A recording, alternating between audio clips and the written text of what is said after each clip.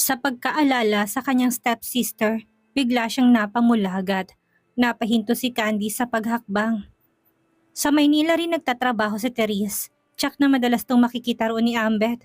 Nanlumo siya sa isiping yon. Pinilit na lamang niyang pasayahin ang sarili. True to his words, hindi kinalimutan ni Ambet na tumawag kay Candice nang makarating ito sa opisina. Lukob ng kaligayahan ng puso niya. Ilang oras pa lamang itong nakakaalis. Pakaramdam niya ay kay tagal nang hindi niya ito nakita. She was missing him already. Badly. Hindi ka ba lalabas ngayon? Tanong ni Ambet sa kabilang linya. No, wala naman akong makakasama eh. Good, tatawagan na lang kita. When I get free. Lunchtime siguro. No need. But deep inside nagalak si Candy sa sinabi nito. Sayang lang ang phone bill ng company mo. Nandito lang naman ako sa bahay. Tatapusin ko lang ang sinimulan kong basahing libro noon sa poolside. Marami pang books sa library, but would you like me to buy a few more? Baka gusto mo ng bestsellers. I heard there are 2 new Grisham hits. Nag-isip si Candice.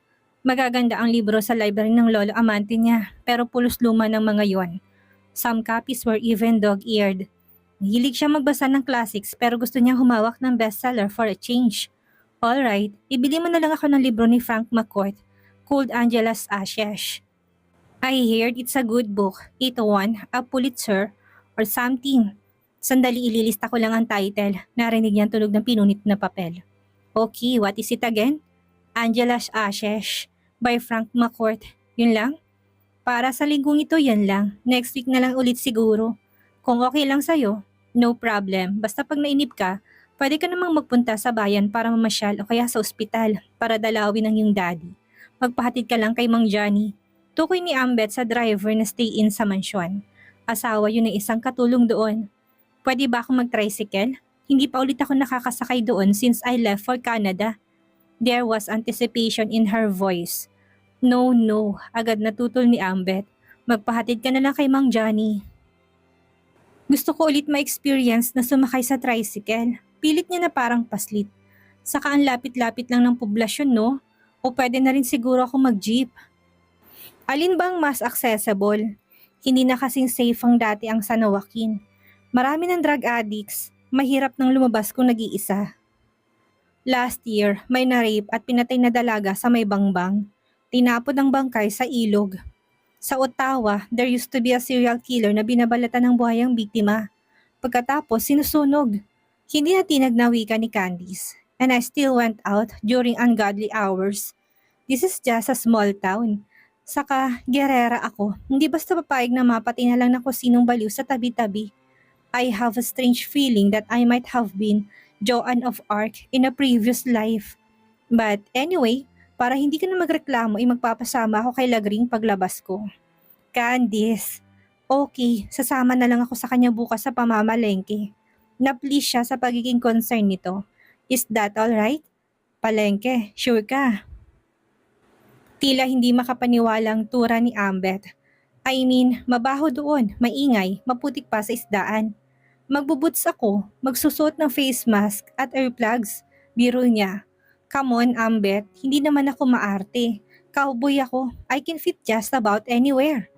Really? Sigurado ka ha? Siguradong sigurado, hindi ako kasing arte ni na Lisa at Macy. Kahit na mas maganda ako sa kanila. Humalakak ito. Maganda ka na, humble pa. Oh dear, my dearly beloved. What took you so long? Napakunot noo si Candy sa narinig. Hindi niya masyadong naunawaan ang huling sinabi nito. All she heard clearly was dearly beloved. Anong sinabi mo? Hindi napigilan ang usisa niya.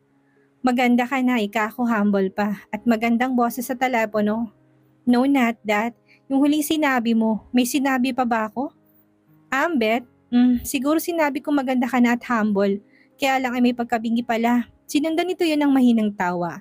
Napanguso si Candice. Oh, I gotta run. Malate na ako sa board meeting namin. I'll call again this afternoon, alright? Pagkuway biglang paalam nito. Huwag ka na munang aalis ng bahay sa maghapong ito. I'll talk to Yaya Miding para bigyan siya ng instructions. Ambet, hindi na ako bata. She pouted. Binata na ako. Tumawa to. Haha, funny. Binata ka na nga pero clumsy ka pa rin. You still need help. Natawa rin si Candice nang ma-realize na sa halip na dalaga ay binata ang nasabi niya. Dalaga na ako, hindi na bata, so I can manage perfectly on my own. No more arguments, please. Pakiusap ni Ambet. I gotta run. Stay put. Wait for my call later. Alright, take care. Touch na naman siya sa concern nito. You too. Nang may baba ang telepono, daig pa niyang inuugin ng mga anghel sa alapaap. Nakangiti siya habang nakatitig sa kawalan. Iha, nagulat siya sa tinig ni Yaya Meding. Hindi niya namalay napakalapit na pala to.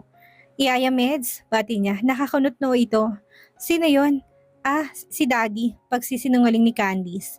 Baka makarating sa kaalaman ni Ambet na natulala siya pagkatapos makipag-usap dito sa telepono. You need something, Yaya?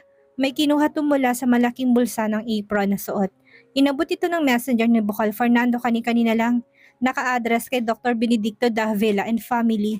Ikaw na lang ang mag-abot sa daddy mo, hane? Inabot niya ang matte gold envelope. Inamoy yon.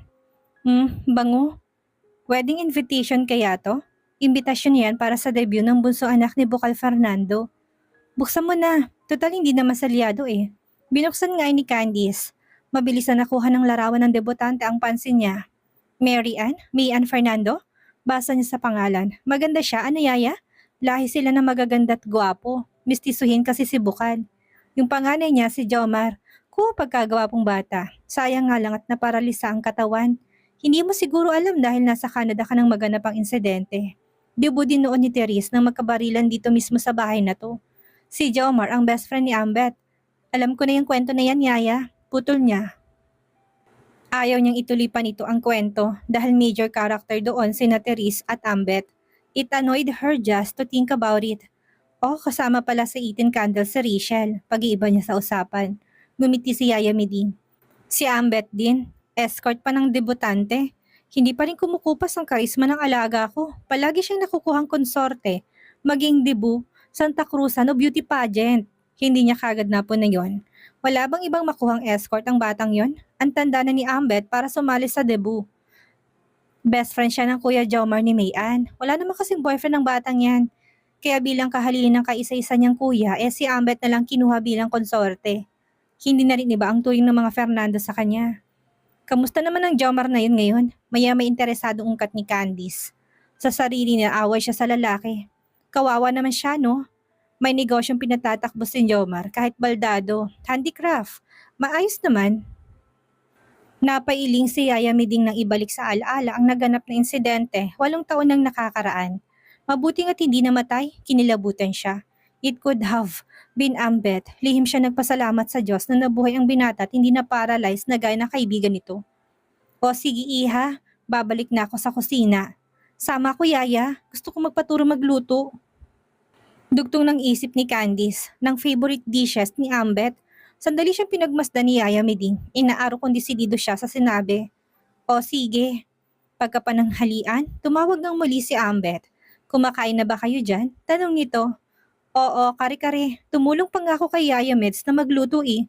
Nagmamalaking sabi ni Candice. Talaga? Oo, kaya lang allergic pala ako sa bagoong alamang. Bigla akong nangati. Aniyang napasimangot. Nakalimutan ko na kasi wala namang alamang sa Ottawa. Kaya matagal ako hindi nakatikim. Makati pa rin ba hanggang ngayon? Nag-aalalang tanong ni Ambet. Na-touch na naman siya. Mild lang naman dahil hindi ako nakakain ng marami. Pinainom na ako ni Yaya Meds ng antihistamine. Kani-kanina kaya medyo humupan na ang itch. Nang muling magsalita hindi na ganun kasigla ang boses nito. Allergic ka pala sa alamang. Paborito ko pa naman ng kare-kare. Favorite mo pala yon? Sige pag-uwi mo this weekend, ipagluluto kita nun. Don't bother, hindi mo rin naman pala matitikman dahil may allergy ka. Hindi ko naman yata kayang kumain nun while you can't. Mainggit ka lang. I'm sure not. Hindi ko nga masyadong type eh. Tonight, magluluto si Yaya na estofado. I'll hang around in the kitchen. Gusto ko rin matutunan ng lutong yon. Lagring said, sweet yon. And I like sweet. Humaba pang usapan nila hanggang sa magkaroon ng gap nang wala nang mapagkwentuhan. Aba, more than 20 minutes na tayo nag-uusap, Ambet. Na-realize ni Candice habang nakatingin sa suot na wristwatch.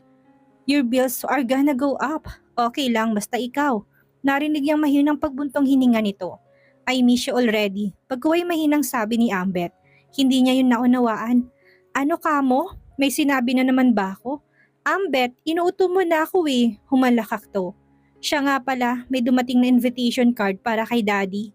Escort ka pala sa debut party ng sister ng best friend mo? Poor girl, wala namang ibang choice yon. Tumawa lang si Ambet. Wala na, ako na yata ang pinakagwapo sa buong San Joaquin. Naniwala si Candy sa sinabi nito kahit biro lamang yon. Ambet was the most gorgeous guy in the whole town. Nakakasiguro siya doon at hindi na niya kailangan tignan ang bawat isang binata doon. The next weekend after the next, yun right? Umoo siya. Oh, I need to buy her a present.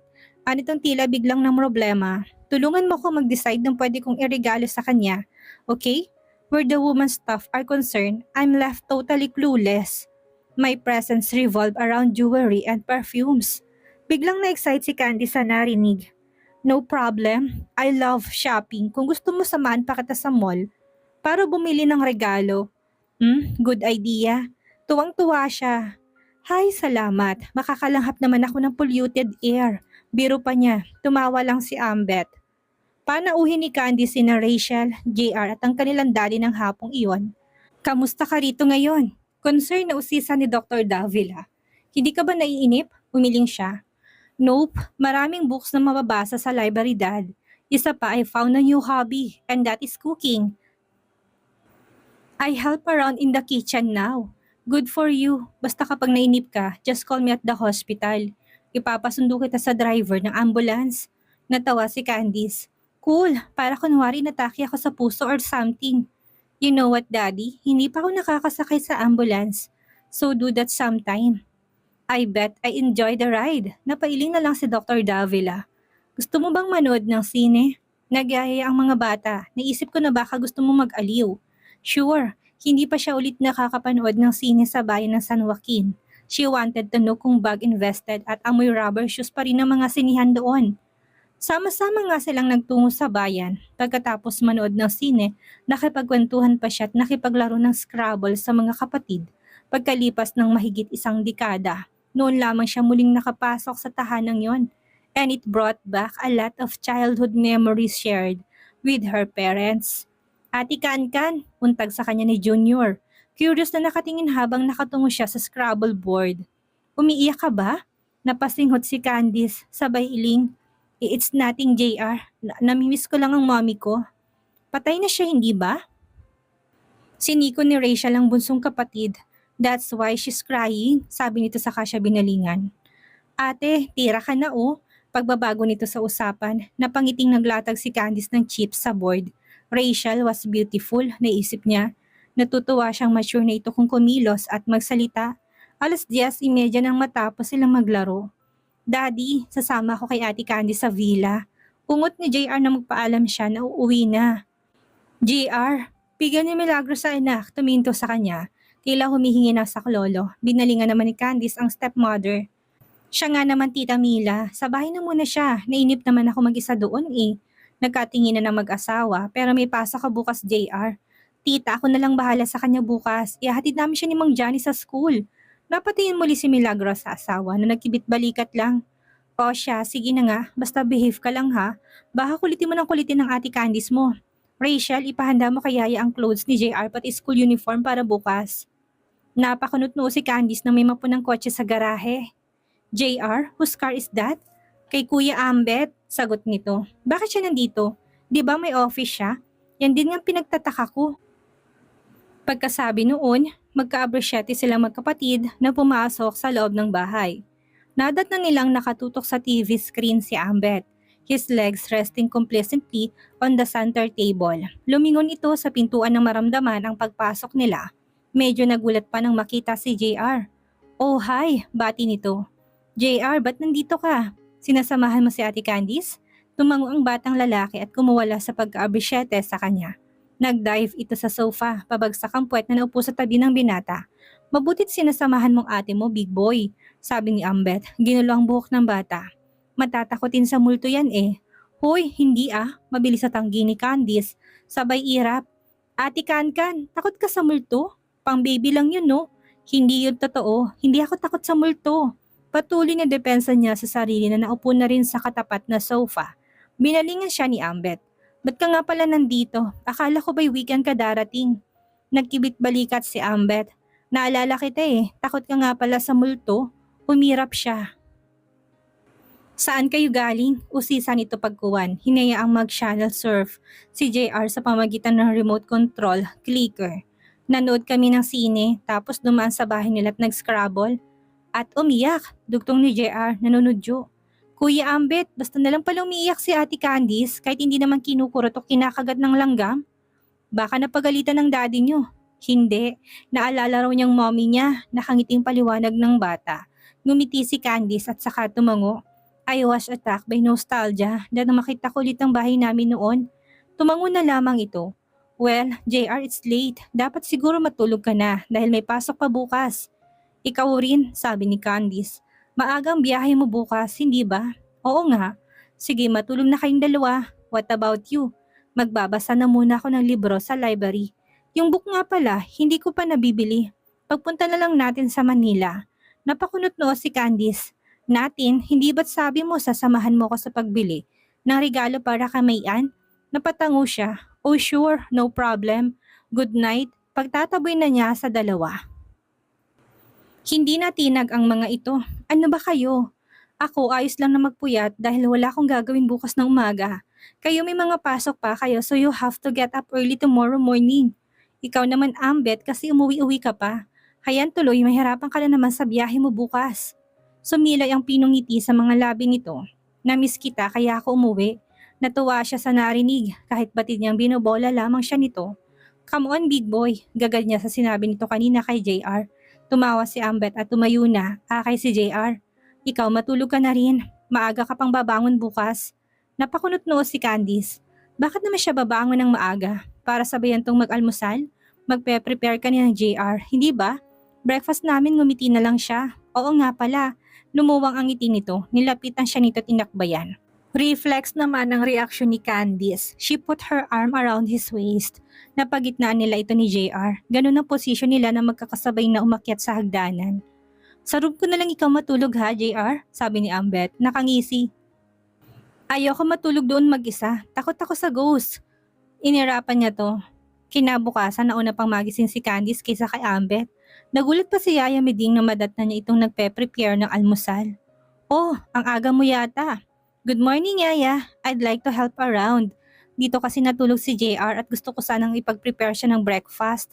Naunahan mo naman ako dito. Naupo siya sa harap ng bilog na mesa at naghikab. Nakaligo na siya bago bumaba pero hindi pa rin nawawala antok niya. Sabi ko na nga ba't parang naulinagan ko kagabi na manunubig ako. Para ika ako may batang kausap kayong dalawa ni Ambet. Dito na muna siya, Yaya. Tumingin si Candy sa wristwatch. It's 5:20. Gisingin ko na kaya yun. Napakaaga naman. Mamaya na 6:00 dahil 7:30 naman ang pasok niya sa eskwela. Tumango siya. Isa pa sa kwarto nga pala ni Ambet na tulog ang bata. Alangan namang katuki niya yon. Tumulong na lang siya sa pag-scramble ng itlog at pagprito ng bacon. What's cooking? Sarap ng amoy ah. Otomatiko siyang napalingon sa pinanggalingan ng tinig si Ambet. Naka-jogging pants ito na sky blue at puting sando. Sa leg nito ay may nakasampay na towelette na sky blue rin ang kulay. Oh hi, good morning. Bigla siyang sumigla, nawala ang kahuli-hulihang trace na antok niya. Si JR, himbing pa, tumango to. Wanna go jogging? Sandali siya nag-alinlangan pero tumango rin. Sure, I'll just change. Ani ang binalingan si Yaya Meding. Bahala ka na rito Yaya ha? Tumango ang matanda bago concern na bumaling sa binata. Teka Ambet, hindi ba't may opisina ka ngayon? Yaya naman, para namang hindi akong boss. Kung sa bagay, come on Kankan, baka abutin tayo ng sunrise na hindi pa nakakarating sa burol. Napailing si Yaya Meding, may makahulugang ngiti sa mga labi nito ng balingan ng piniprito. Magkape na muna kayo bago umalis at baka mapasok na lamig ang tiyan nyo. I've never been here, humahangang saad ni Candy sabang tinatanaw ang mga puno sa ibaba ng burol. There was a fog all over the place. Unti-unti yung natutunaw dahil papasikat ng araw. Ang ganda pala rito. Ngumiti si Ambet. Itong paborito kong spot sa buong hasyenda. Unti-unting nabura ang ngiti ni Candice. Napatingin siya sa mukha ni Ambet sa kabumuntong hininga. What was that sight for? Usisa nito. Nakakunot noo. Umiling siya. Nothing. I was just thinking about this place. It belongs to Tita Elsie's family now, right? Tumanguto na pabuntong hininga siyang muli. Well, kung sa bagay ano, nothing, muling iling niya, napauna siyang lumakad, her face suddenly with excitement. Well, look at the sun, it's rising. Lumapit si Ambet sa kanya, pumesto sa likuran niya. She could almost feel his breath na magsalita sa lapit ng distansya nila. Isn't it beautiful? Kahit nako-conscious sa proximity ng mga katawan nila, nagawa niyang tumango. Lihim siyang nagdasal na sana hindi nito mahalatang nagtatayuan ng mga balahibo niya. Naghalo-kip-kip siya, bigla siyang gininaw. Hindi pa siya halos nakakilos na maramdaman ni Candice ang pagdaiti ng dibdib ni Ambet sa kanyang likod. Then his arms encircled her body, his chin rested on her nape. I wish time stands still when we're like this. Anas nito sa kanyang tenga that sent a million tingles down her spine and the chill exploded all over her body. Napapikit si Candice, pilit ang sarili sa nais gawin. Gusto niyang sumandal ng tuluyan sa katawan nito. Napasinghap siya ng maramdaman ng pagdampi ng mga labi nito sa kanyang leeg. Ambet, lalo lamang nitong niyakap ang mga braso sa kanyang bewang. Habang patuloy na ginagalugad ang kanyang bibig, hindi na siya nakatutol ng dahan-dahan siya nitong iharap. Hinawakan ni Ambet ang kanyang baba, kibilang kamay humapit sa kanyang balakang palapit pang lalo sa katawan. She had kissed a man before but this was the first time she had ever felt this tingling, exhilarating sensation. Maya-maya pa'y tinugon ni Candice ang halik na yon ng buong alab. Kinawit niya mga braso sa batok nito sa pagitan ng pagsinghap. Before she knew it, nakahiga na siya sa damuhan. Sa ibabaw na nakalatag na towel nito, he was now kissing her all over her face. His hands prowling her most restricted territories. Maya-may natigilan to, tinitigan siya sa mukha. Namula naman siya, he was undressing her. With his eyes, napangiti si Ambet at muli siyang sinil ng halik sa labi. Bahala na, sabi na lang ni Candy sa sarili. But she was a virgin. She could not give up her virginity in such a place. Ambet, buong pagtitimping bigkas niya, iniwas niyang mukha dito ng tangkasyang halikan sa bibig. Nanginig ang boses niya. Get off me, please. Candice, please. She was not aware of the tears that were swelling up in her eyes. Are you sure? Oh, please. Saka palang tugumulong mula sa kanya. Nahiga ito sa damo, sa tabi niya, his eyes fixed on her face. Candice, I'm sorry. Don't. Mabilis na pigil niya. If anyone is sorry right now, it's gotta be me. Nagpakawala si Ambet ng buntong hininga at pinanood siya sa pagbibihis. She was having trouble sa pag-uknambra na nahubad kanina. He got up to give her a hand. Iniwas naman niya ang katawan sa mga kamay nito. It was torture. Nang may suot ang t-shirt, walang imik siyang tumakbo palayo dito. Nakahanda ng tanghalian, Candice. Tawag sa kanya ni Yaya Meding. Inabala niya sarili sa paglilinis ng kanyang bedroom. Hinihintay ka na ng mga bisita mo. Nakakunot-noo siya ng pagbuksan to. Bisita? Tumanguto. Nandiyan si na JR Trachel. Wala raw silang pasok ngayong hapon at dito yata hanggang sa linggo. May mga dalang bihisan eh. Magbibihis lang ako, Yaya. Nang madat na ni Candy sa mga ito sa long table, ay halatang sabi silang hinihintay ng mga to. What took you so long, ate? Salubong ni Rachel. Nagre-decorate ako ng bedroom ko. Pumesto na siya upang manalangin. Let's pray na muna, okay? JR, you lead the prayer. Pagkatapos manalangin, nagsimula na silang kumain. Bakit nga nandito kayong dalawa? Usisa niya pagkuwan. Nasaan ang mami niyo? Sa bake shop, sagot ni JR. May bake shop sa poblasyon si Milagros na siya nitong pinagkakaabalahan. Dito kami hanggang Sunday, ate. Siya nga, segunda ni Rachel. Boring sa bahay eh. Alright, basta tulungan mo ko mag-redecorate ng kwarto ko. Ay siya nga pala, gusto kong isabit sa kwarto ko yung pina-frame nating poster ng Boy Zone. Tulungan mo ko ha? Sabik na pumalakpak ang dalagita. Cool ka talaga, ati Kan-Kan. Next time ipa-frame mo rin yung Britney Spears posters ko ha? Matagal ko na sinasabi yan kay mami pero ayaw niya. Ngumuso pa si Rachel pagkasabi nun. Ay ako rin, sabi ni JR, yung Dragon Ball Z ko. You know what? Wika ni Candice matapos lununin ang sinubong pagkain. Minwestra pa niya sa harap ng bunsong kapatid ng hawak na kutsara at tinidor. Habang nagsasalita, may nakita kami ni Raj na cross-stitching pattern ng karakter sa Dragon Ball Z. Goku ba yon? Itatahin na lang kita para mas maganda. Pumalakpak ang batang lalaki. Yay! Natutuwa siya sa kanyang sarili. Nitong mga nakaraang araw Ang company ng dalawang kapatid ang umaaliw sa kanya. Umalis na kasi pabalik sa Namibia si Lisa. Si Macy naman sa Maynila nag-aaral. Kaya pagkatapos ng huling padasal para sa kanilang lolo amante, lumuwas na ito at hindi pa muling bumabalik.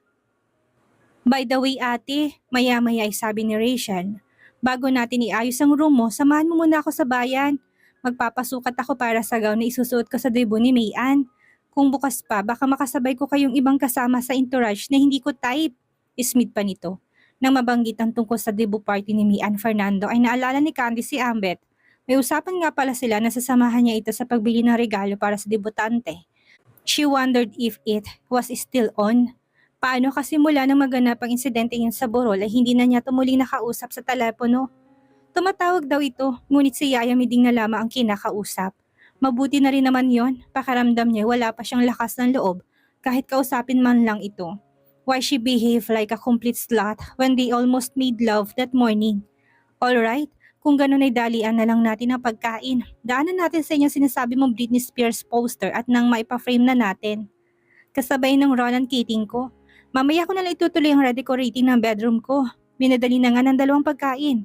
Pagkatapos man ng halian, nagpahatid sila kay Mang Johnny sa bahay ng pamilya ng ama at saka dumiretso sa town proper.